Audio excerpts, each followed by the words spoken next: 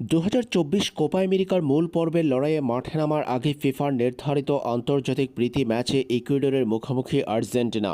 এই ম্যাচে ইকুয়েডরকে 1-0 গোলে পরাজিত করেছে আলবিসেলেস্তারা।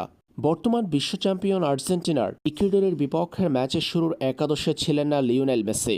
তারকা আর্জেন্টাইন ফরওয়ার্ড দ্বিতীয়ার্ধে মাঠে নেমেছেন বটে, তবে কিছুই করতে পারেননি। 56তম মিনিটে অ্যাঞ্জেল ডিমারিয়ার বদলি ফুটবলার হিসেবে মাঠে নেমে গোল করতে পারেননি মেসি। এদিকে আর্জেন্টিনার জয়ের দিন লিওনেল মেসির চোখে মুখে দুশ্চিন্তার ছাপ।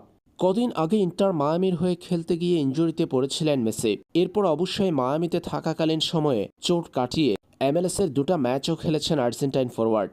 কোপা আমেরিকার আগ মুহূর্তে প্রস্তুতি ম্যাচে লিওকে নিয়ে ঝুঁকি নিতে চায় না আর্জেন্টিনা। সেজন্যই নাকি লিওনেল স্কালোনি আর্জেন্টাইন মহাতারকা লিওনেল মেসিকে মাঠের বাইরে রেখেছেন প্রস্তুতি এই ম্যাচে। তবে ভক্তদের মনে শঙ্কা জেগেছে লিওকে নিয়ে। তারকা আর্জেন্টাইন এই ফরওয়ার্ডকে কোপা আমেরিকার আসরে পুরো সময় দেখা যাবে কিনা সেটা নিয়ে শঙ্কা তৈরি হয়েছে ভক্তদের মনে। লিওনেল মেসি কি কোপার আসরে আর্জেন্টিনা শুরুর একাদশে খেলবেন, নাকি বদলি ফুটবলার হিসেবে তাকে মাঠে নামাবেন লিওনেল স্কালোনি?